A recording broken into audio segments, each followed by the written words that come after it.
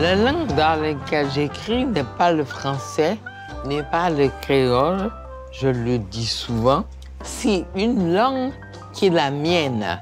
J'écris en Marie Scondé. Je ne suis pas une Africaine puisque je suis une Guadeloupéenne. Je suis une femme noire, bien sûr, ça c'est évident. Je suis un écrivain, oui, aussi. Je suis une femme, une mère de famille, une femme qui travaille. Maryse est le type même de ce qu'on appelle la matador antillaise. C'est une femme qui s'assume et qui ne demande rien à personne pour suivre la voie qu'elle s'est tracée.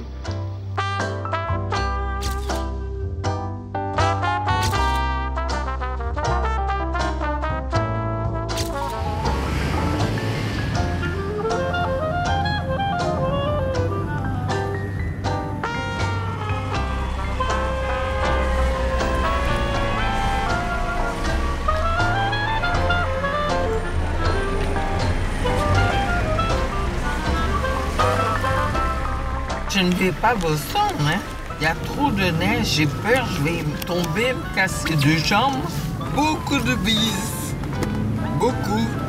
À bientôt. Les gens qui ne bougent pas, à mon avis, ne comprennent pas le monde autour d'eux. Maintenant, le monde est fait de rencontres, d'échanges, de partage.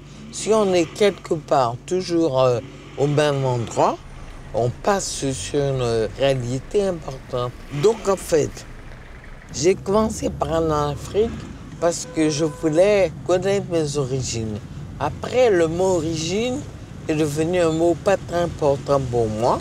Donc, je me suis rendu compte que l'important, c'était être soi-même là où on était. Arriver à être soi-même, avoir sa voix verrouillée. Au début, j'hésitais un peu, mais après, tout de suite, j'ai aimé New York et j'ai voulu y rester. Je crois que c'est une ville qui vous apprend à penser aux autres. On est Guadeloupéens, on rencontre des Asiatiques, on rencontre des Américains, on rencontre des Latino-Américains. Donc finalement, ce qui est important, c'est la rencontre, l'échange. Donc, se focaliser sur son origine et se fermer au reste du monde, c'est une erreur. Par exemple, Sarkozy, identité française. Ça veut dire quoi? Il n'y a pas d'identité française. Ça change tout le temps, et constamment.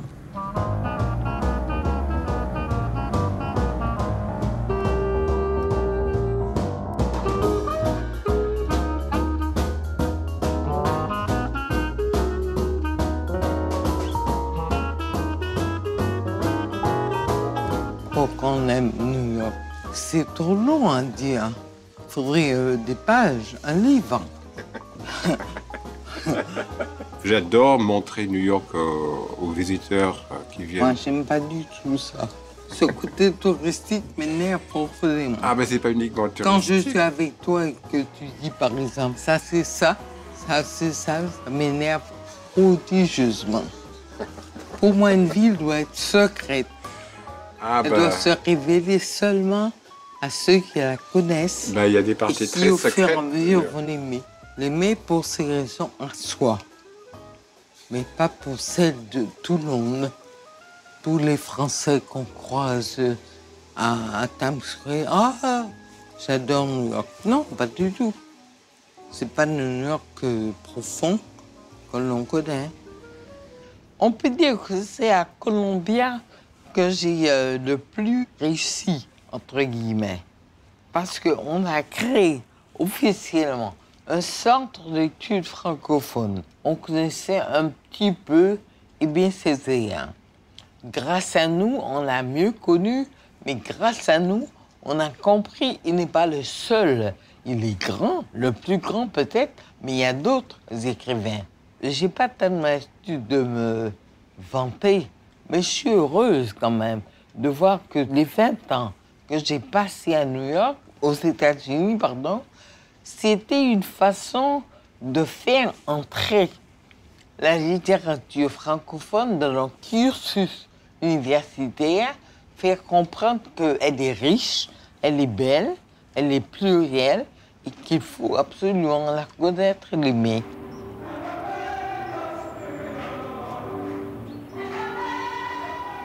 Le pouvoir politique en France se centralise. Quand on voit la soumission des autres régions de la France au pouvoir politique de Paris, la question de la langue est liée à la question du pouvoir politique.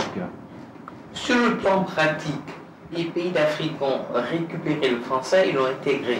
Et peut-être tu voudrais que les Français ne passent pas le temps à parler, par exemple, de la francophonie, c'est-à-dire que toute la littérature que nous étudions est dans la dépendance de la littérature française. Je l'adore. J'adore ces thèmes et je crois qu'elle est une des meilleures professeurs que j'ai jamais eues. Elle est très forte dans ses pensées de l'Afrique et je vois qu'elle a une intelligence très profonde. J'avais découvert qu'effectivement elle travaille à Columbia et donc je me suis déplacée justement pour travailler avec elle, d'après justement sa réputation dans les parages de New York. Il ne faut pas comparer enseigner en France, enseigner en Amérique, la francophonie. Pour un Français, la Guadeloupe, la Martinique, c'est le Club Med. Il croit connaître les Antilles mieux que vous. Il est allé en vacances, il a vu comment on dansait, il a mangé du boudin, donc il connaît. Quand vous venez avec un regard, un discours différent, il n'écoute pas ou il ne prend pas au sérieux. Tandis qu'un jeune Américain, n'ayant aucune idée préconçue, écoute ce qu'on dit. Les rapports entre nous, c'est pas seulement enseignant, c'est des rapports affectueux. Et même maintenant où je suis en retraite, je vois mes étudiants devenus enseignants, devenus avocats, devenus n'importe quoi, qui viennent me voir, on reste amis.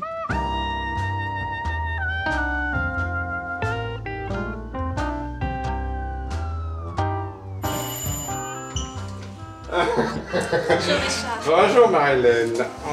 Pardon. Ça va? Quand Maryse est arrivée ici, mais c'était jackpot. C'était un feu d'artifice à Columbia, il y a avant et puis il y a après Maryse, si je peux me permettre de dire ça. Parce que, non, mais je le pense sincèrement. Et puis je me souviens que tu étais un peu hésitante. Je connais pas grand monde ici à Columbia. Est-ce que je reste? Où est-ce que je m'en vais? Oui. Et je t'ai dit, bien sûr, il faut que tu restes. Je dis tiens, absolument. Disons, il m'a séduite. Je ne voulais pas, il m'a dit reste. Il y avait des gens, des amis qui m'avaient dit oh, tu sais, Maryse, oh, elle peut être difficile, elle a un caractère ombrageux. Enfin, et ça qui est faux. Totalement faux. Ça n'a pas.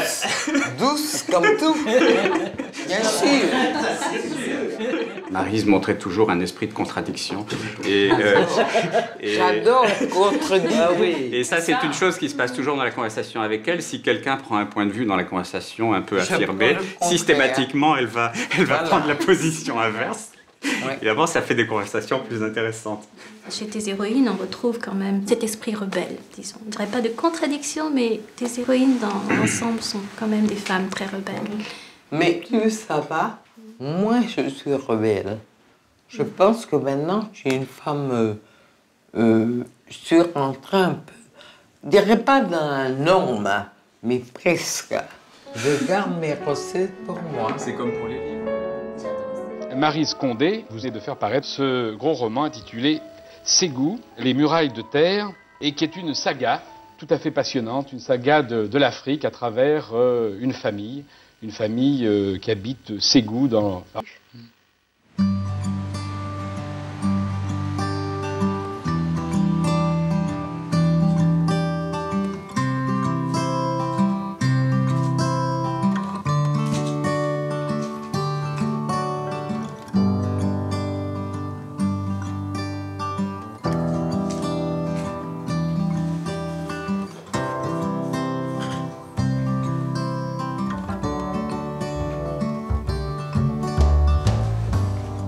Je suis née à Pointe-à-Pitre, dans la petite île de Guadeloupe. Mes parents étaient des gens aisés, il faut dire. C'était pas du tout des gens qui trimaient, parler vulgairement. C'est pas des gens qui nous privaient. Au contraire, on était très gâtés, très entourés. J'étais la 8e d'une grande famille nombreuse. J'avais 3 sœurs, 4 frères. J'étais considérée vraiment comme un peu un imprévu dans ma famille. Je suis venue tard, puisque mon père avait 63 ans. On était en quelque sorte pas libre de faire n'importe quoi dehors. Il fallait aller avec une bonne, une da, comme on disait, ou une grande sœur, ou un grand frère. Ne pas se comporter mal, c'est-à-dire ne pas courir, ne pas injurier les gens, ne pas parler créole, la grande affaire. Et en fait, c'était une liberté très surveillée. Il ne fallait pas fréquenter les gens du dehors. Bien sûr, on ne fréquente pas les blancs. S'ils étaient noirs, trop illettrés, incultes, on ne les fréquentait pas non plus. Si c'était mulâtres, c'était des bâtards, on ne les fréquentait pas. Donc, en fait, on ne fréquentait personne. Personne n'était assez bien pour nous. La conscience d'appartenir aux Noirs m'est venue quand j'étais à Paris. Des années plus tard, quand j'avais environ 16 ou 17 ans. Petite fille, je crois que des questions de couleur ne se posaient pas du tout.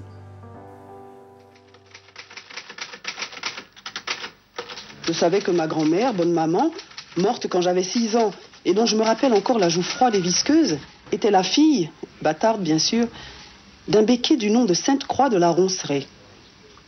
On nous voyait des Sainte-Croix de la Ronceraie dans l'allée centrale de la cathédrale le dimanche. Mais ils ne nous accordaient pas un regard. Je suis sûre qu'ils ignoraient qu'une goutte de sperme de leur aïeul était responsable de notre famille.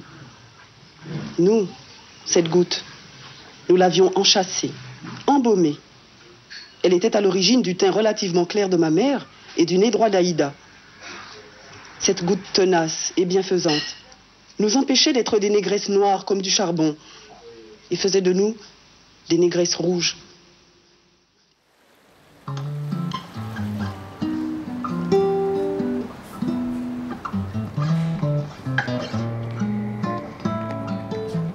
J'ai commencé à rêver quand j'étais à Paris, adolescente. J'ai rêvé de faire une chose de ma vie, réaliser des choses positives, mais lesquelles? Je viens à Fénelon quand j'ai fini, passé mon bac, que je suis recrutée comme élève d'Hippocagne. Et j'aimais tout de suite à cause de la gentillesse, de l'accueil des élèves et des profs. On m'accueillait, on me faisait parler de la Guadeloupe. On voyait une enfant qui venait d'ailleurs, qui avait un autre accent, qui avait une autre couleur de peau. Et je crois qu'on m'a considérée dès le départ comme étrangère. Et en fait, ça m'a fait du bien. Ça m'a appris à me valoriser comme différente. Alors que finalement, tout paraît assez, je ne dirais pas hostile, mais curieux. La petite négresse, des observations à haute voix, quand j'allais chez les amis, les petits frères pleuraient. On était vraiment des extraterrestres assez mal perçus. Le quartier latin a changé de physionomie. Les étudiants latins ne sont plus les seuls bénéficiaires de l'enseignement supérieur français. À leur côté, une foule grandissante de jeunes gens à la peau noire transforme le climat des villes universitaires. Les gens vous dénigrent ouvertement, disaient j'ai peur du nègre. C'était une époque de racisme aigu. Mais le pays qui les reçoit sans racisme sait-il les accueillir avec amitié? Il n'existe pas de barrière théorique entre les blancs et les noirs, mais les rapports de vraie camaraderie demeurent assez rares. Ils sont plus faciles avec les Françaises qu'avec les Français, plus nombreux en province qu'à Paris. Telles sont les conclusions d'une récente enquête par sondage. C'est en leur offrant sa langue, ses musées, ses cathédrales, que la vieille métropole se montre finalement le plus généreuse. Ces valeurs-là ne trompent pas ceux qu'elles ont enrichis et qui, il ne faut pas l'oublier, parleront français toute leur vie. À l'époque, j'avais une camarade, Françoise, et c'est elle qui m'a introduite à Césaire, le discours sur le colonialisme et puis le cahier de retour au pays natal. Césaire, je ne connaissais pas. Elle me le révélait et subitement, j'ai compris que la couleur avait un sens, que être noir, c'était avoir un passé différent, des racines différentes et qu'il fallait maintenant essayer de comprendre d'où je sortais. J'ai lu aussi Fanon sans le comprendre. Je l'ai haï parce que c'était pour un masque blanc que j'ai pas du tout compris, que j'ai pris comme un livre de dénonciation des Antillais. J'ai pas vu qu'il y avait une analyse d'une aliénation dont j'étais un exemple éclatant. Césaire, on peut dire, c'est le retour spirituel à l'Afrique, le devoir de mémoire. Nous sommes tous d'origine africaine. Il n'y a ni Martiniquais, ni Guadeloupéens, ni Guyanais. Il n'y a que des Noirs qui viennent de l'Afrique. Fanon, au contraire, dit le nègre est une invention de l'Europe. S'il n'y avait pas l'Europe, s'il n'y avait pas le monde blanc, nous sommes tous très différents. Et nous avons chacun d'entre nous des choses différentes à porter au monde. Donc finalement, il détruit le socle de la négritude qui est l'identité commune des Noirs. Ce qui est marrant, je suis devenue tellement fanonienne que ça a en fait éclipsé tout le reste. Il ne faut pas non plus réduire Paris comme une école de formation. Il y avait le charme de la liberté, découvrir des jardins, des musées, des salles de cinéma. J'aimais beaucoup le cinéma. J'allais au cinéma au moins 2 fois, 3 fois par jour. La colonisation est comme le terrorisme, une barbarie. En 1804, notre révolution a sonné le glas de la traite des Noirs. 2 siècles de paix auraient dû reconstruire l'Haïti de nos rêves. Haïti aux Haïtiens. De la nourriture pour les Haïtiens, du travail pour les Haïtiens, de l'éducation pour les Haïtiens. Moi qui ai vu tous tes films, j'ai été particulièrement ému par celui-là, parce que j'ai vu une sorte de parabole, métaphore de tous les problèmes d'Haïti, sur la dictature, la folie du dictateur, sur le pouvoir. Le pouvoir. Et c'était l'une des, je dirais, des motivations pour faire ce film, justement. Je me rendais compte qu'on n'a rien fait sur l'histoire des 30-40 dernières années de ce pays, de mon pays. Et c'est une question de curiosité aussi. C'est quoi ton histoire d'amour avec Haïti? Bon, mon histoire d'amour avec Haïti est très, très vieille. On ne le sait pas.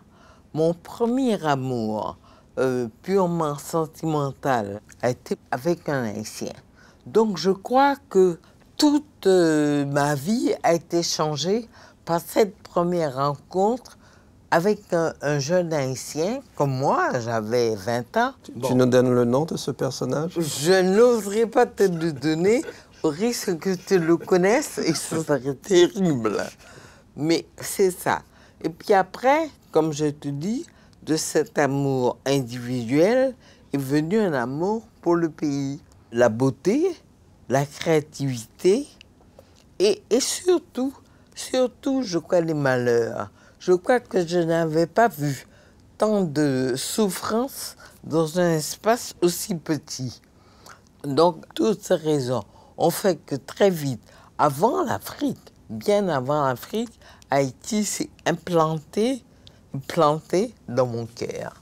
Maryse, tu as été très rapidement un de mes potomitans, comme on dit, de mes socles. Mon premier réflexe était de voir qu'avaient fait mes aînés, de lire ce qu'ils avaient fait. Et je me rappelle très bien qu'à l'époque, tu étais l'une des seules qui existait.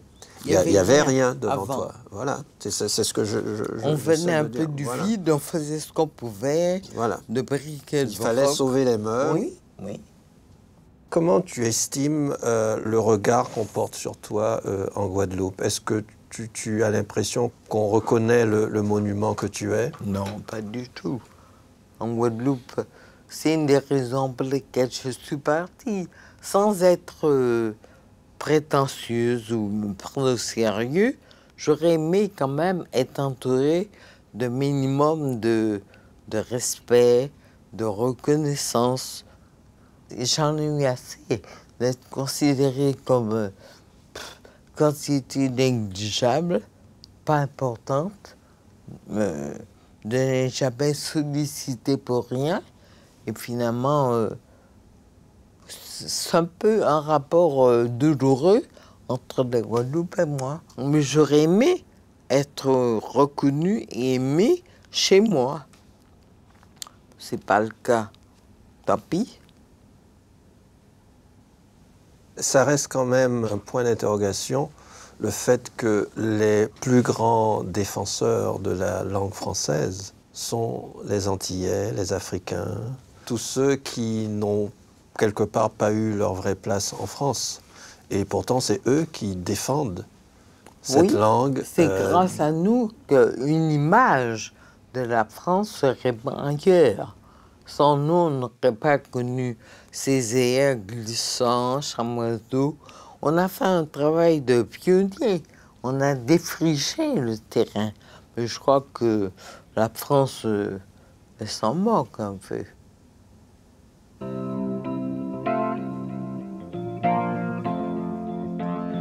Je crois que le travail d'une femme noire écrivain, c'est justement transmettre aux autres un respect, un amour de la différence. Donc pour moi, c'est ça la beauté de mon travail et de mon origine. Oui, il y a du monde. C'est bien. C'est bien. Si tous sont un champ libre.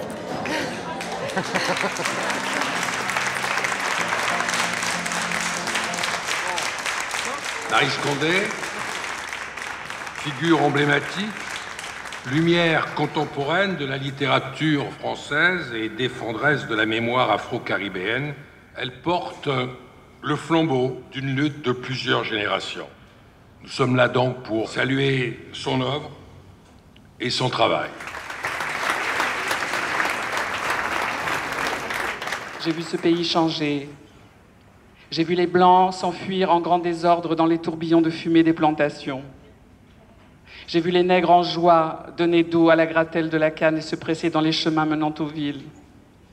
J'ai vu s'ouvrir les écoles et, n'en croyant pas mes oreilles, j'ai entendu les enfants chantonner nos ancêtres les Gaulois. Elle questionna. Pourquoi Zomba est-il si bête? Et pourquoi laisse-t-il lapin s'asseoir sur son dos? Pourquoi sommes-nous des esclaves et eux des maîtres? Pourquoi n'y a-t-il qu'un Dieu? Ne devrait-il pas y en avoir un pour les esclaves, un pour les maîtres? Pourquoi? Pendant ce temps-là, Papa Legba, assis au carrefour, la pipe aux dents, hochait la tête. Si Léa et Cathy n'allaient-ils pas tous les deux au même endroit, là où il n'est plus ni blanc, ni noir, ni mulâtre, ni pauvre, ni riche, ni bâtard, ni légitime.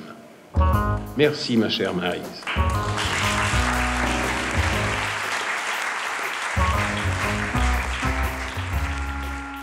J'ai rencontré en 58 Condé. Je me marie et je pars en Afrique. Il était comédien.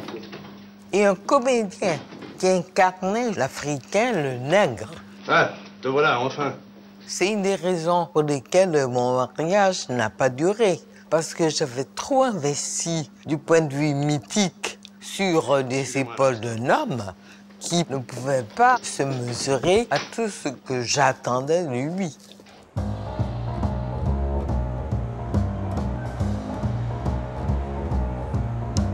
On voit le profil, C'est un peu un archétype, mais tout le corps avec les seins, les fesses. C'est une femme. C'est une femme, oui. Alors le visage est comme celui d'un masque, avec un peu figé, comme ça. Qu'est-ce qui m'a fasciné en Afrique? Je crois que je ne sais pas. Je cherchais quelque chose, peut-être moi-même. Et finalement, je ne suis pas sûre de l'avoir trouvé. Je crois que j'ai cru au discours sur l'Afrique tant que j'étais à Paris. Mais dès que j'ai mis les pieds en Afrique, j'ai vu qu'il y avait un bavardage des hommes politiques, des leaders. Par exemple, il y avait un mythe sur la Guinée de Sékou Touré, un des premiers pays indépendants, un pays qui avait repris sa dignité.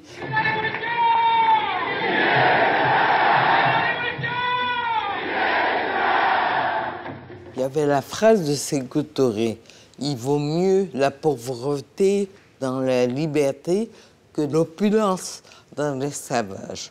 La phrase était belle à écouter, à retenir, mais ne rimait à rien. La réalité était tout à fait autre chose. Il n'y avait rien, c'était les pénuries du début de l'indépendance, c'était Sékou Touré, le dictateur, c'était le divorce entre les paroles et les actes, les beaux discours à la radio et les gens qui mouraient de faim. Donc finalement, c'était une sorte d'apprentissage à ce que je garderai comme souvenir profond de l'Afrique. La Guinée, c'est le pays où je vis, où j'ai des enfants, où je suis mariée. J'essaie d'être guinéenne, africaine. Je n'y arrive pas, mais enfin, j'essaie. Ce qui m'est resté de la Guinée, c'est le souvenir de beaucoup de souffrances. Nous vivions à Kamanyène, un faubourg de Conakry, avec les pauvres qui n'aiment pas d'huile, pas de riz. J'étais en ville à rester avec les petits. 4 enfants à élever, à nourrir, à protéger. Dans une Guinée où il n'y avait rien du tout, c'était pas facile, croyez-moi.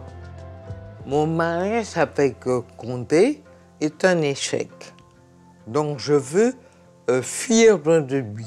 Je vais au Ghana, où je reste 2 ans, parce que, étant guinéenne d'origine, je suis expulsée du Ghana à cause des rapports de Kwame Nkrumah et de Sékou Touré.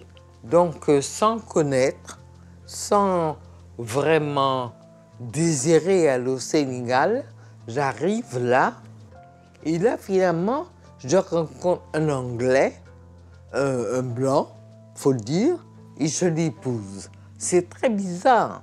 Donc, c'est une contradiction que j'ai jamais pu clairement comprendre. Comment une femme militante, engagée dans un nationalisme africain, tombe amoureuse d'un Anglais, épouse un Anglais et part avec lui à l'autre bout du monde. C'est bizarre et c'est, je crois, la vie, hein. Le chapitre Afrique se clôt sans se clore, parce que commence notre rapport avec l'Afrique qui est par la littérature. Enfin, nous irons en juillet. Où? À Tunis. À Tunis. Voir en arrière, petite fille. Moi, j'en ai 2. Déjà? Déjà, ma chère. Ah bon? On ne se rend pas compte que pour nous, Africains et Antillais, Présence qui est née en 1947 avec Anu Diop, c'est le mot noir et le cœur vivant de la culture. Et M.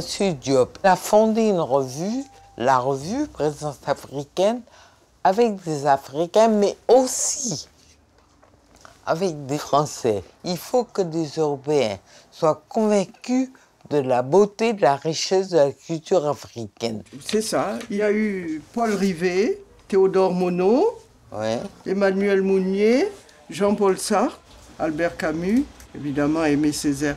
Mais il ne nous dictait pas ce que nous devions faire. C'était un peu pour nous protéger. Voilà. Il fallait une caution, c'est triste à dire, une caution occidentale, française, blanche. Oui. Ben voilà. Robert est un vieil ami, un frère. Il ne dira rien que des gentillesses. C'est pas parce qu'elle est à côté de moi que je le dis, c'est une grande dame. Et son œuvre compte dans la manière par laquelle les écrivains aujourd'hui repensent l'histoire, en fait. Elle est historienne, quand même. Il ne faut jamais l'oublier, ça. Et Victoire, la saveur ou les mots, c'est un très, très grand roman sur la nourriture. Un très grand roman sur l'histoire. Un très grand roman sur la mémoire des goûts. C'est un des meilleurs livres de ces dernières années que j'ai lu sur la question de l'histoire. Non, c'est vrai, je dis pas ça parce que Maryse est là. Un petit peu. Merci Maryse.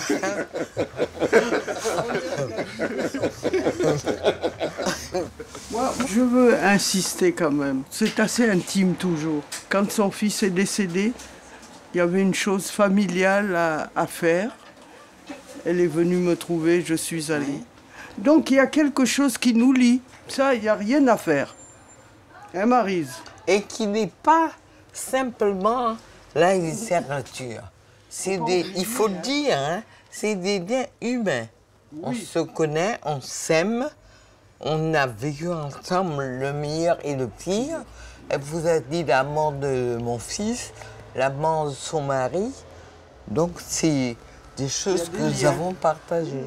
Et je n'oublie pas ton mari. Richard, on ne peut pas. On peut pas. Notre Richard, on ne peut pas l'oublier. Ah non. Oui. Mais où est-il? Il est là caché, il nous laisse parler.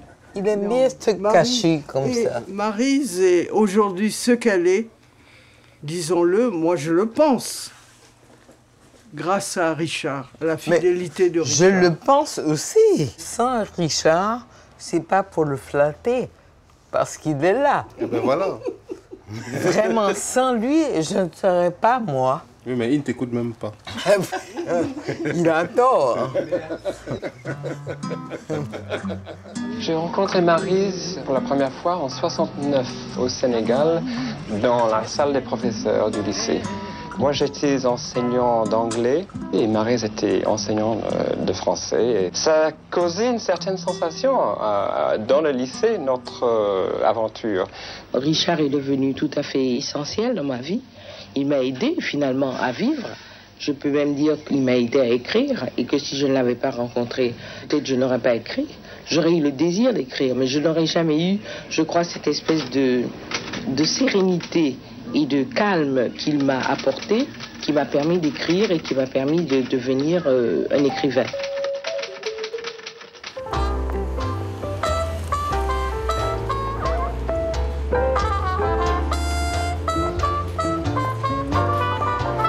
Il y avait longtemps, hein? Ben oui. Je crois que c'était vol de nuit. Exactement. Pas de drame. Hein. Alors, sur quoi vous travaillez en ce moment? Je pense que ce sera mon dernier livre. Je pense. La place de l'Afrique dans mon imaginaire et ma vie. Donc, un peu des mémoires. Un peu des mémoires. Un peu. Les gens demandent où vous trouvez les idées de livres. Alors, j'ai dit, moi, c'est très très simple. Quand je ne comprends pas quelque chose, j'essaye de faire un livre. Ça veut dire que plus ça va, plus j'ai des sujets de livres. Bon, les gens me disent, vous écrivez beaucoup. Un peu trop peut-être. Oui, en général, quand on dit vous écrivez beaucoup, ça veut dire trop. Oui. Mais c'est parce qu'il y a tellement de choses que je ne comprends pas. J'écris tout le temps. Et alors, pourquoi est-ce que vous passez par le roman au lieu d'écrire des essais, au lieu de vous être engagé en politique directement? La majorité des gens n'aiment pas entendre les faits bruts. On parle de l'esclavage, par exemple. On dit le chiffre des morts, le chiffre des déportés, le nombre de vaisseaux négriers. C'est un peu sec, un peu rude. Si le romancier arrive à enjoliver cette histoire cruelle, intolérable, à la rendre pas plaisante, mais accessible, supportable, je crois que c'est un travail terriblement précieux. Donc ce désir de montrer que raconter des histoires, c'est pas mentir, c'est prendre le réel y ajouter un peu de rêve et arriver à une sorte de résultat complexe et parfait. C'est la définition par Aragon du roman, vous savez, c'est Oui. le mentir vrai. Oui. Alors comment un personnage arrive là? Comment est-ce que vous l'installez? Par exemple, Ségou, qui est mon livre un peu connu. Il y avait un personnage, Tiekoro, que dès le départ, je haïssais. Donc, tout le livre s'est formé autour de lui, comment le faire mourir d'une façon plausible.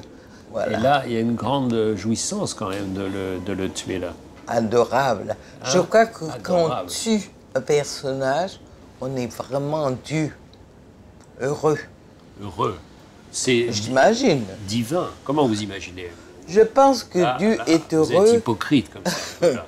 Un Hein, peu. regardez votre sourire Oui. total. En vous souvenant de ce meurtre, vous avez une impression de félicité absolue. Oui, mais je crois que les meurtres qu'on commet en littérature vous empêchent de commettre des meurtres en réalité. Heureusement que vous avez écrit. Hein. Voilà, on écrit. Autrement, en fait, comme vous êtes, ça, votre on est nature- innocent. Votre nature, c'est meurtrière, en fait. Je crois. Tous les écrivains, vous aussi. Non, moi, je suis très doux. Enfin, Non, faussement doux. Voilà, faussement doux. Ah. Enfin, ça nous permet dans la vie d'être gentils, d'aimer notre prochain, de nous aimer, C'est vrai. d'avoir beaucoup d'amis et d'être considérés comme des gens charmants. C'est mon cas. C'est pas tout à fait le mien. Parce que vous êtes plus franche que moi.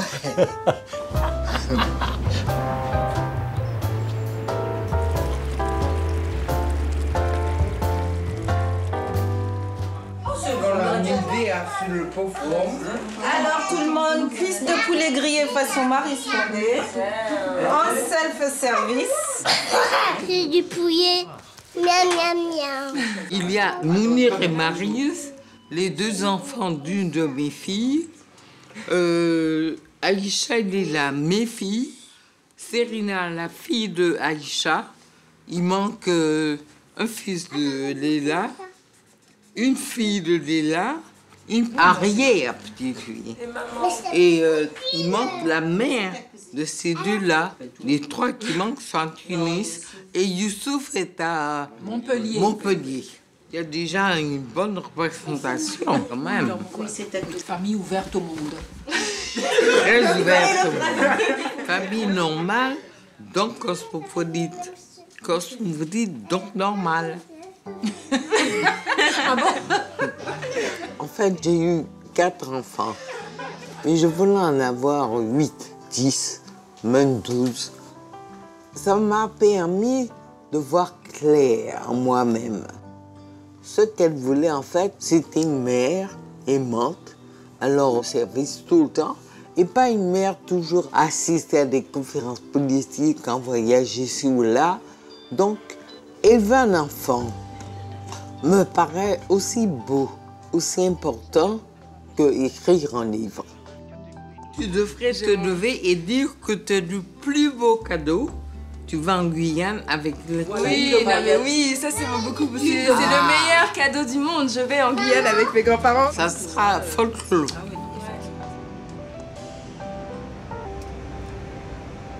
Je voyage beaucoup. J'aime voyager parce que le voyage me rend plus intelligente.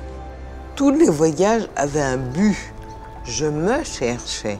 Je voulais savoir qui est Marie Scondé, guadeloupéenne, originaire d'Afrique. Donc finalement, je voulais me comprendre.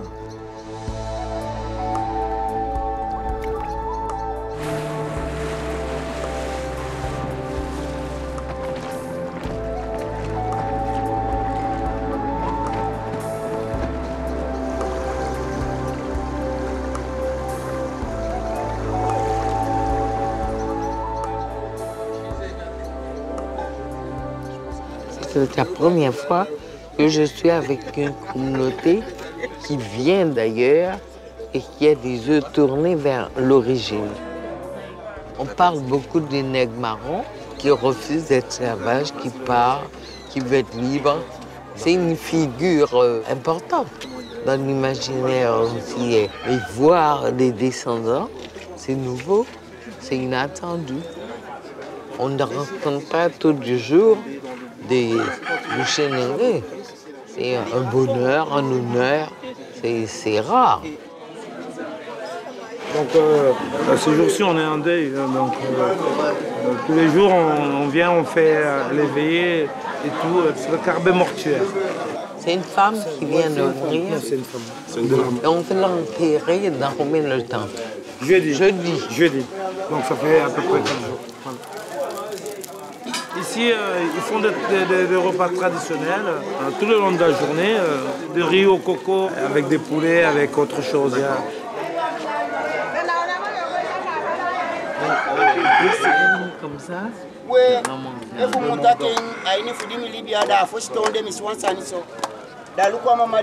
Là, il m'enseigne comment on soigne. Il verse des libations, il fait une série de prières.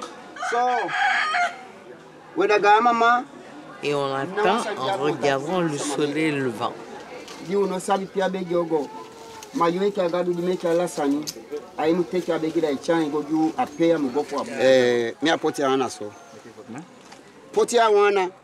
Wojua wana fude senju wuya noman ma wuyanda usabita ki umang dati yo poti awana ye. C'est dans le village de la justice, hein, donc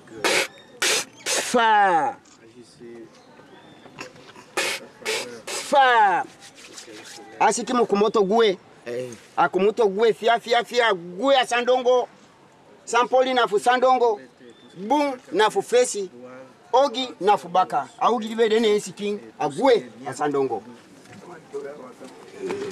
C'est merveilleux, ça, cette petite cérémonie. Je me ferai guérir. Ça sent le rhum. Nous venons tous d'Afrique, le créole ou le bushinengue, le guadeloupéen, martiniquais, guyanais. Nous avons un fond culturel en commun. Et les bateaux qui nous ont amenés, si vous voulez, les bushinengue ici sont les mêmes qui ont amené les guadeloupéens, les martiniquais, les réunionnais sur ces territoires. Jamais dans mes rêves, j'avais pensé qu'un jour, je serais avec des descendants de nègres marrons. J'ai beaucoup parlé des nègres marrons dans mes livres, mais toujours d'une façon assez abstraite.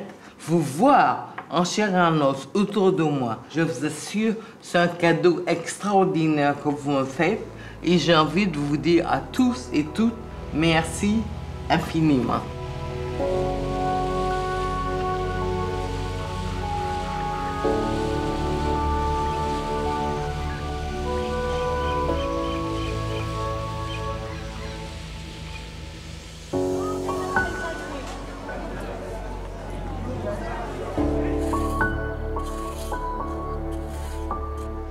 Je connais ton rapport à l'esclavage, je connais la distance que tu prends avec cette histoire, c'est-à-dire que tu ne l'ignores pas, mais tu as décidé de la surplomber. Et j'avoue que je n'ai jamais osé te demander pourquoi tu avais accepté d'être la première présidente du comité pour la mémoire et l'histoire de l'esclavage.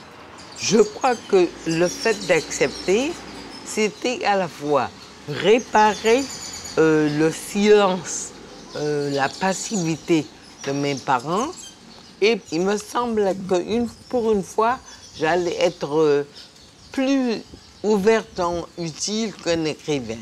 Je pense quand même qu'il y a un avant la loi Toubira, après la loi Toubira. Avant la loi Toubira, on pouvait douter, se poser des questions, avoir honte, se cacher derrière le silence.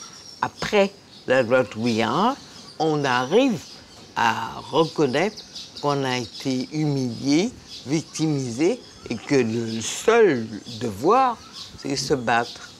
Et moi, j'ai le sentiment qu'on a encore quelques clés à fournir à cette jeune génération pour qu'elle comprenne contre quoi elle se bat.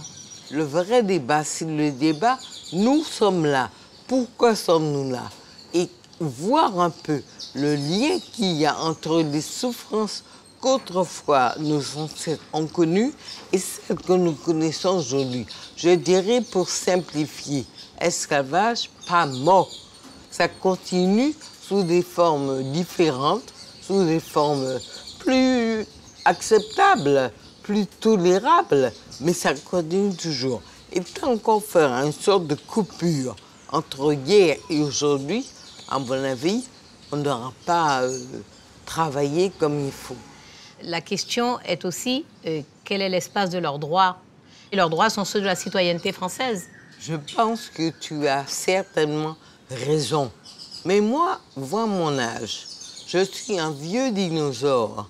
Quand j'avais... Ça ne se voit pas. Ah, peut-être. Quand j'avais 20 ans, 24 ans, quand j'ai découvert que mon origine était en Afrique et que j'étais élevée comme une Française par des parents aveuglés, le premier mouvement que j'ai eu, c'est de partir. J'étais convaincue qu'en France, telle que la France est, l'histoire qu'elle a, elle ne peut pas permettre à une femme noire, un homme noir de se réaliser pleinement. Peut-être que ma génération a finalement eu une solution de facilité. La France ne veut pas de nous, nous ne sommes pas français, on va ailleurs. Non, peut-être que nous avons manqué d'audace et de courage pour persuader la France que le mensonge colonial qu'elle avait établi, vous êtes français, on vous libère, vous devenez de nouveaux citoyens, vous devenez des Français, il fallait l'obliger peut-être à respecter ce propos jusqu'au bout. Donc, même s'ils sont chez eux, les jeunes ont un combat à faire pour s'imposer et détruire, tenir en échec autant que possible ce qu'on appelle merveilleusement la République française. Chaque tête dans l'esprit, c'est ça la nature. Probablement ciel si Congo, sacré tango,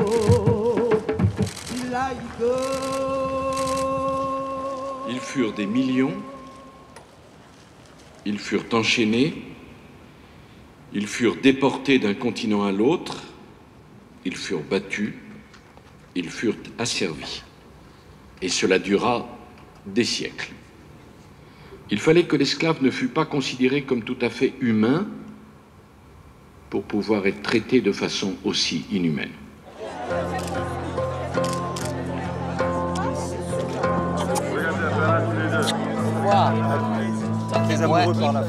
Je crois que jusqu'à maintenant, je suis une vieille marxiste. J'ai eu 20 ans quand il y avait des grands historiens communistes qui nous ont appris à déconstruire le monde des opprimés, le monde des oppresseurs. C'est une leçon que je n'ai jamais oubliée. Je crois que je ne suis pas vraiment une féministe pure et dure, mais je m'intéresse beaucoup aux problèmes des femmes, comment elles arrivent à se retrouver dans ce monde très dur, à s'y faire une place.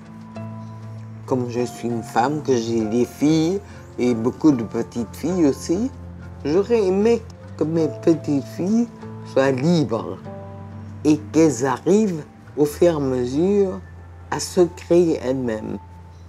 Il y a une phrase de Marcus Garvey que j'aime beaucoup citer. I shall teach the black man to see beauty in himself.